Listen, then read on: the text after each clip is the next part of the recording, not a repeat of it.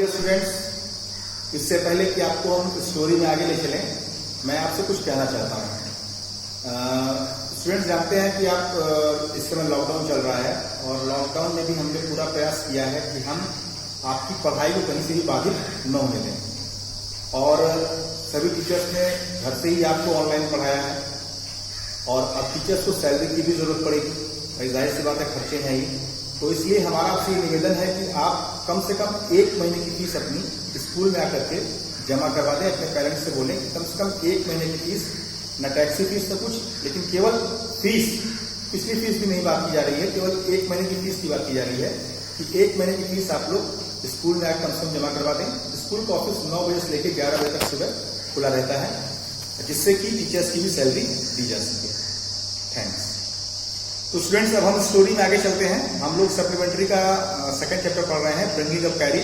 अभी तक हमने पढ़ा कि एक बच्चा रहता है 9 महीने का, 9 साल का, तो उसको एक 6 महीने का या 5 महीने का, 5 महीने का वो हाथी का बच्चा मिलता है उसकी देखभाल करने के लिए, और वो उसकी अच्छे से देखभाल भी कर रहा था। लेकिन एक दिन वो जाता है नदी किनारे, उसको नहला करके ले आता है और फिर उसके जब पत्तियां वह तोड़ता रहता है तो उसको उसकी चिंगाड़ने की आवाज सुनाई पड़ती है।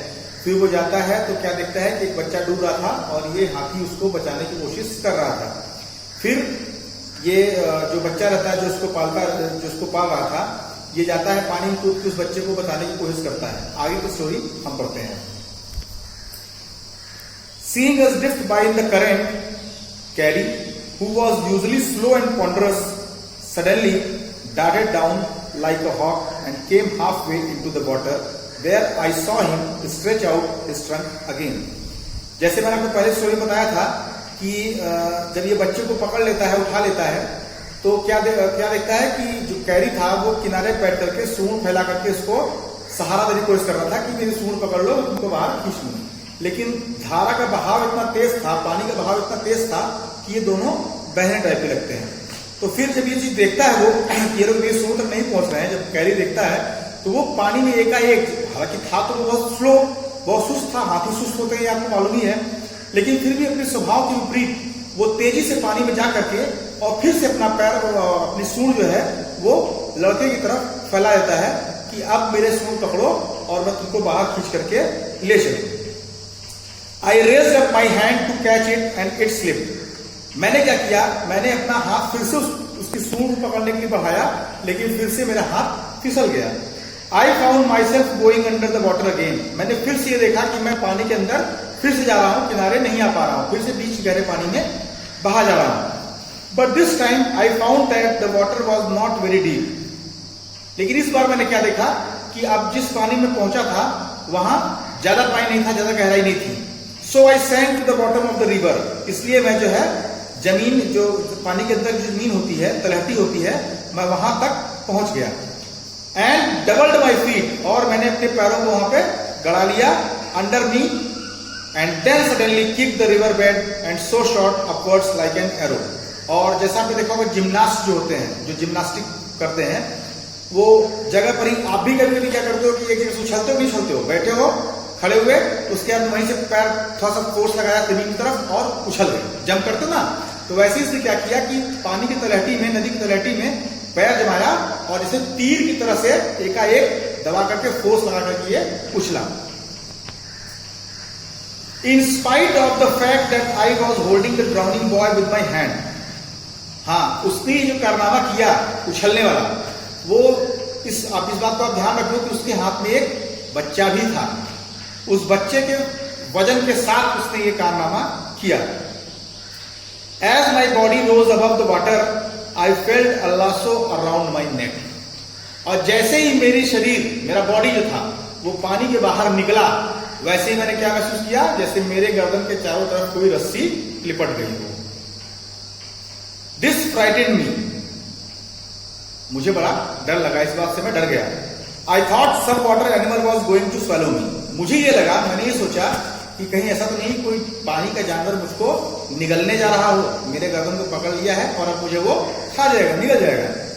आई हर्ड कारी स्पिलिंग। तभी मैंने क्या सुना, कारी का चिंघाड़ना सुना। And I knew it was strung about my neck. और तब मैं जाना कि जो मेरे चारों तरफ एक रस्सी की तरह का जो लिपट गया है वो क्या है, वो कैरी की सूंड है। He pulled us both ashore. उसने हम दोनों को बाहर किनारे खींच लिया। Carry was like a baby, carry एक बच्चे की तरह था। He had to be trained to be good, and if you did not tell him when he was naughty, he was up to more mischief than ever. अब carry एक बच्चे के तरीके था, और जैसे बच्चों को पाला जाता है कि अगर बच्चों को सही समय पर शिक्षा न दी जाए, समझाया न जाए, सुधारा न जाए, तो बच्चे शैतान हो जाते हैं, जैसे आप में से कुछ बच्चे भी होंगे। तो इसलिए कैरी को सिखाना पढ़ाना जरूरी था। पढ़ाना मतलब ABCD नहीं, पढ़ाना मतलब उसको कैसे क्या करना है, कैसे बातों को समझना है, कैसे अपनी बात को समझाना है, ठीक है। तो उसको ये सब चीजों की जानकारी देना बहुत जरूरी था, नहीं तो वो शैतान तो था ही, और भी ज्यादा बड़ी बड़ी गलतियां वो करना शुरू कर देता है। फॉर इंस्टेंस, उदाहरण के लिए बताता है, one day somebody gave him some bananas to eat। एक दिन क्या होता है, किसी ने उसको केले खाने के लिए दिया। Very soon he developed a great love for ripe bananas।